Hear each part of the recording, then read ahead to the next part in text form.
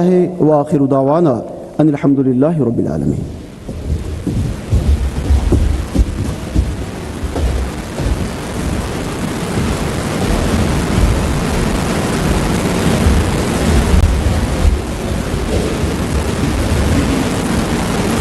Bismillah ar-Rahman ar-Rahim. Assalamu alaikum.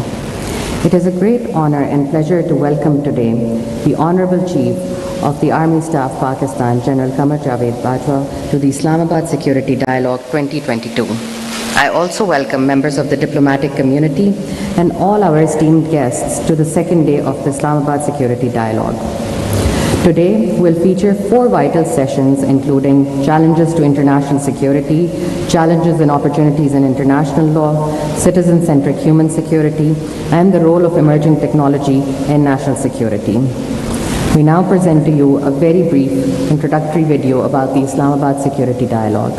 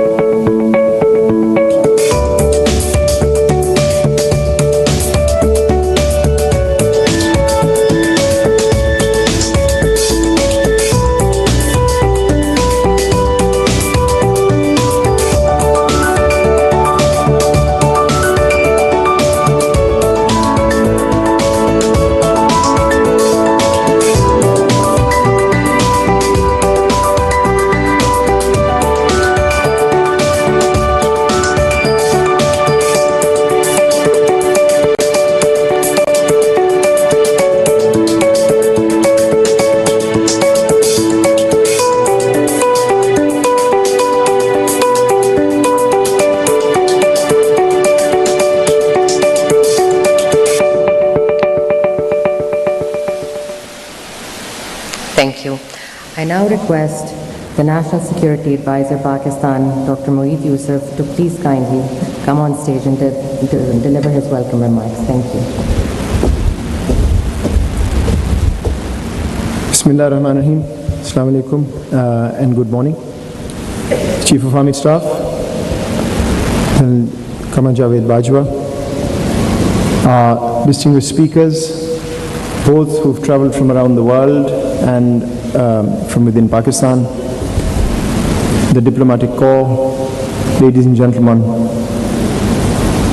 I once again wish to thank you for attending the Islamabad Security Dialogue. This may be repetition for some of you who were here yesterday in the Prime Minister's inaugural address, but let me just quickly recount why we are here. Why does the government of Pakistan feel the need to sponsor and host such a dialogue?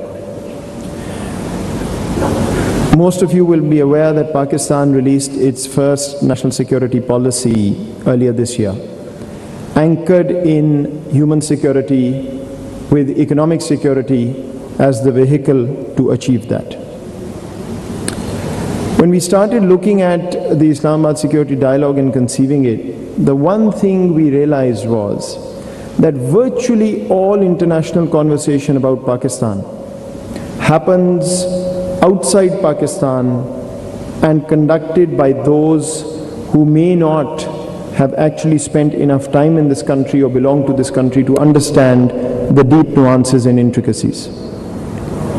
But then we also complain as Pakistanis that we are a misunderstood country. Our perception is artificially negative.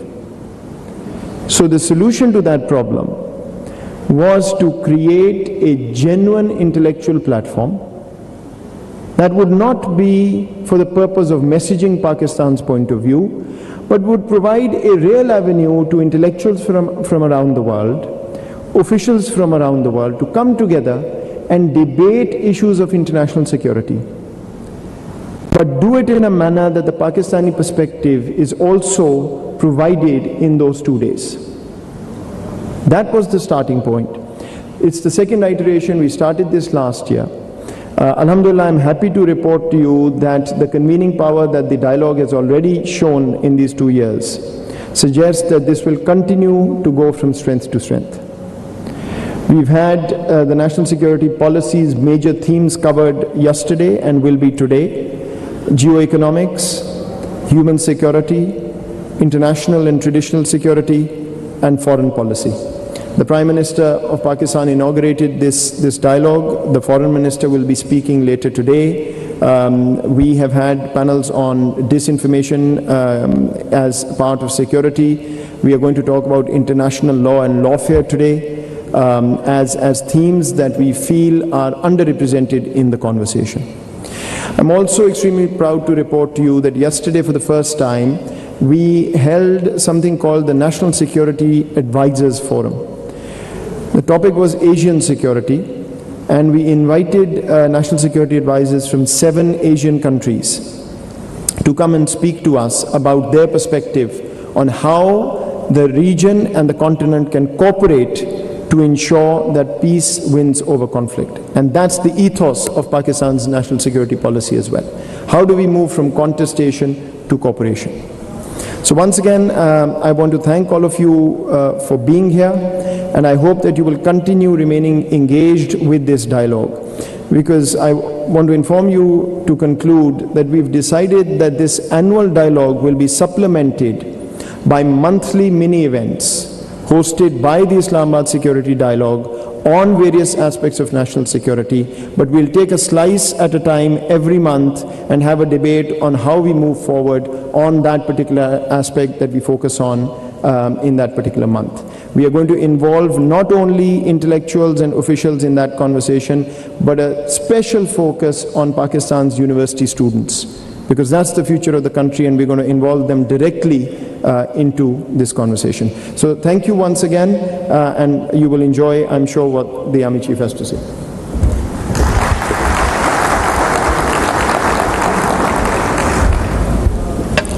Thank you for your remarks, Dr. Mohit Yusuf, National Security Advisor, Pakistan.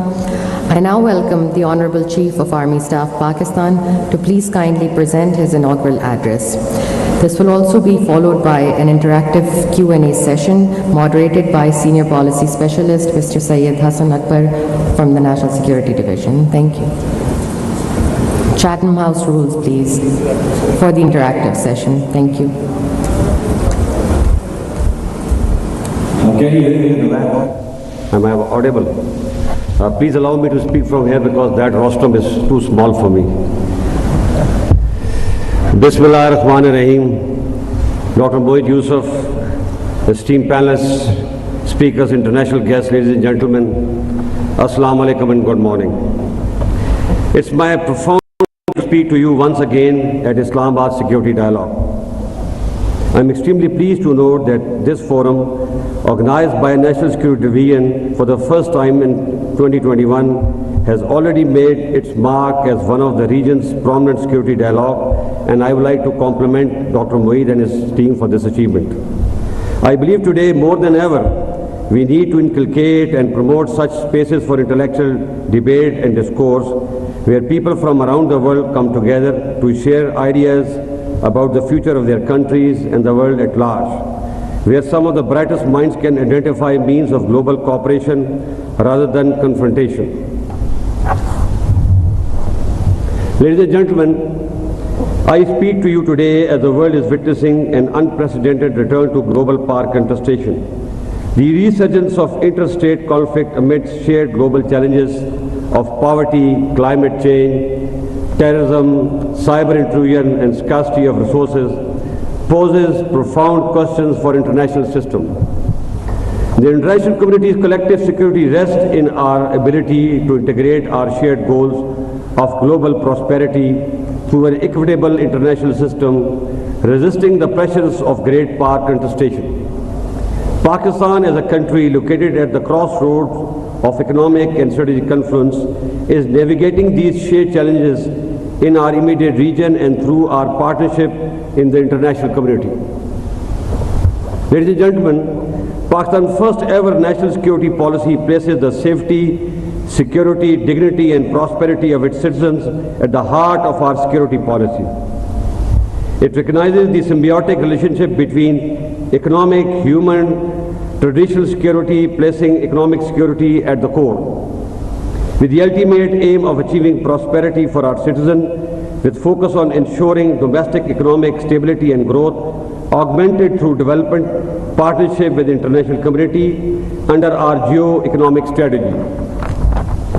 Achieving this requires peace at home and abroad. Internally, Pakistan law enforcing agencies and the military have given innumerable sacrifices to defeat the menace of terrorism. Since 2001, Pakistan has suffered over 90,000 casualties and more than 150 billion in economic losses. Our commitment to defeating terrorism remains unwavering. Through the selfless dedication and sacrifices of our armed forces, civil law enforcing agencies and support of our nation, we have made remarkable gains against terrorism. This has resulted in a marked improvement in the internal security situation of Pakistan. However, the threat of terrorism and violent extremism remains and the struggle continues till we eliminate the last terrorist and cause of terrorism from our region. We are committed to preserving our gains against terrorism, and we are working with the interim Afghan government and other neighbors to ensure that terrorist organizations are no longer allowed to use territory of one country against another one. A peaceful and prosperous West and South Asia is our goal. Pakistan national security policy places a premium on promoting national cohesion and harmony through the precepts of unity in diversity. Our focus remains on eliminating intolerance and extremism by celebrating the diversity of our country and ensuring the right of state to preserve the fundamental rights guaranteed under the constitutions, irrespective of caste, creed or belief. I fully realize that it is a huge challenge, but we are committed and we will not relent till we make Pakistan a moderate and forward-looking country as envisioned by our founding father, Qazi-Azam Muhammad Ali Jinnah. Pakistan also recognizes that it is the regions, not the countries, that grow. That is why we believe that peace and stability in our wider regions are prerequisites for achieving shared regional prosperity and development. In this regard, doors are open for all our neighbors. Ladies and gentlemen, for decades, conflict in our immediate west has created negative externalities and spillover effect that have adversely impacted our economy, society and security. This is why Pakistan continues to work closely with international community to pursue peace and stability in Afghanistan. Unfortunately, lack of financial flows and continued sanctions are creating a humanitarian crisis in Afghanistan. Pakistan has worked tirelessly to provide humanitarian aid to the people of Afghanistan in collaboration with the international community, but much more is needed. It is our collective responsibility towards the people of Afghanistan to ensure that timely and adequate humanitarian aid flows into the country. While the world, especially the West, are preoccupied by the humanitarian crisis unfolding in Ukraine, we must ensure that 40 million Afghans who face terrible conditions are not forgotten. The consequences of our inability to address the humanitarian crisis in Afghanistan will not only lead to refugee crisis, but will again make Afghanistan an epicenter of terrorism where Daesh with its global agenda flourishes, which may result in more than one 9/11. Therefore, good or bad, it is important for the international community to keep Afghan government's nose above the water. The performance of present Afghan government is not satisfactory to say the least, but we have to be patient and accommodative. Instead of imposing sanctions which have never worked, we must incentivize Afghan for their positive behavioral change. While Pakistan shares some of the concerns of the international community, we believe that disengagement with Afghanistan is not an option. We urge the international community to share their concerns directly with the Afghan interim government and continue their engagement to ensure uninterrupted flow of humanitarian assistance to the people of Afghanistan. Pakistan already hosts nearly 4 million registered and unregistered Afghan refugees. We continue to host our Afghan brothers and sisters, but would like to work with the international community to create stable environment necessary for their time-bound and dignified return to Afghanistan. Ladies and gentlemen, toward the east, situation along the line of control is satisfactory and fairly peaceful. Mercifully, we have not seen any major incident along the line of control since last 1 year, which has brought great relief to the people living along both sides of the line of control. However, the recent incident involving Indian launching a supersonic cruise missile into Pakistan on 9th March 2022 is of serious concern. Unlike other incidents involving strategic weapon system, this is the first time in history that a supersonic cruise missile from one nuclear-armed nation has landed in another. This raises serious concerns about India's ability to manage and operate high-end weapon systems, and equally concerning is India's indifferent attitude in not informing Pakistan immediately about an inadvertent launch of the missile. We hope the international community will realize that this incident could have resulted in loss of life in Pakistan or an accidental shooting down of a passenger plane that were flying along the path of the cruise missile. Pakistan has called for a thorough probe into the incident, and we expect India to provide evidence to ensure Pakistan and the world that their weapons are safe and secure. On our part, like early 2019, when Pakistan demonstrated its role as a responsible member of international community by returning the captured pilot of an intruding Indian fighter aircraft, we have once again demonstrated maturity and responsibility in our response. Ladies and gentlemen, Pakistan continues to believe in using dialogue and diplomacy to resolve all outstanding issues, including the Kashmir dispute, and is ready to move forward on this front if India also agrees to do so. With 1/3 of the world engulfed in some sort of a conflict or war, it is important that we keep the flames of fire away from our region. In this regard, besides Kashmir dispute, the Indo-China border dispute is also a matter of great concern for us, and we want it to be settled quickly through dialogue and diplomacy. I believe it is time for political leadership of the region to rise above their emotional and perceptual biases and break the shackles of history to bring peace and prosperity to almost 3 billion people of the region. Ladies and gentlemen, with growing concern about major park contestation, Pakistan is positioning itself as a melting pot for a positive global economic interest through our focus on connectivity and development friendship. Pakistan does not believe in camp politics, and our bilateral relationship with our partners are not at the expense of our relationship with other countries. Pakistan enjoys a close strategic relationship with China, demonstrated by our commitment towards Pakistan-China Economic Corridor or CPEC. Equally, we share a long history of excellent and strategic relationship with the United States, which remains our largest export market. We seek to broaden and expand our ties with both countries without impairing our relations with the other. Similarly, European Union, United Kingdom, Gulf, Southeast Asia, and Japan are also vital for our national development and progress. Ladies and gentlemen, Pakistan is deeply concerned about the conflict in Ukraine. With Ukraine, we enjoy excellent defense and economic relationships since its independence. With Russia, we had cold relations for a long time due to numerous reasons. However, recently there have been some positive development in this regard. Sadly, the Russian invasion against Ukraine is very unfortunate, as thousands of people have been killed, millions made refugees, and half of Ukraine destroyed. This is a huge tragedy which must be stopped immediately.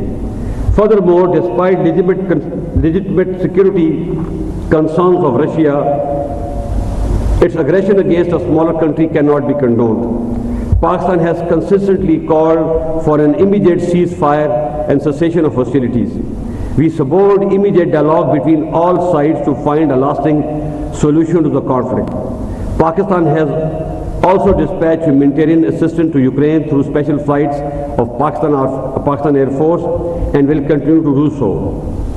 The continuation or expansion of conflict in Ukraine will not serve the interest of any side, least of all the developing countries, which will continue to face socio-economic costs of the conflict, a conflict which can easily get out of hand.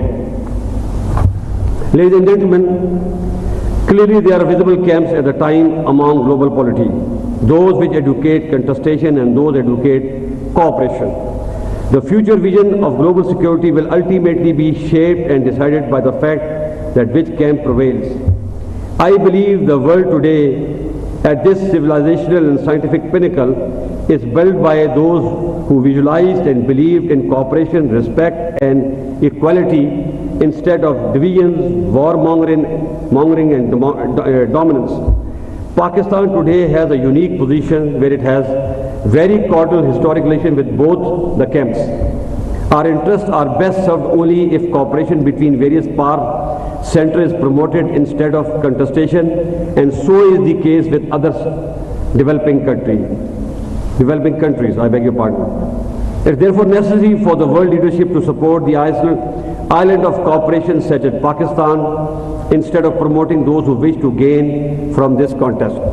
Finally, one quick and important lesson as a military man that emerges from Russia-Ukraine conflict, which must be highlighted over here, and that is that it is the preeminence or dominance of firepower over mobility, as was the case during First War. This has given a heart to smaller country that they can still defend their territory with smaller but agile forces against an aggression by a bigger country by carrying out selective modernization in equipment and adopting novel ideas. And this is the course we intend following for our future developmental strategy. I thank you.